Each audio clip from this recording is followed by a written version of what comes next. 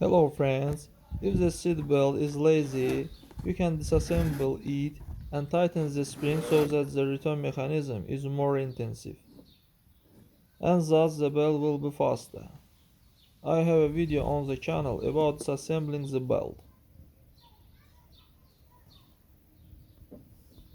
Friends, you can also wash the seat belt. This way it will also be faster.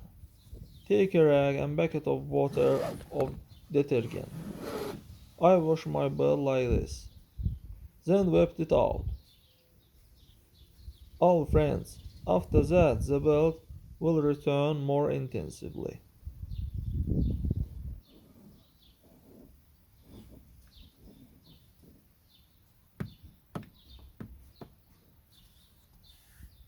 That's all guys, subscribe to our channel, put like, and don't forget to put a bell so as not miss new video on the channel.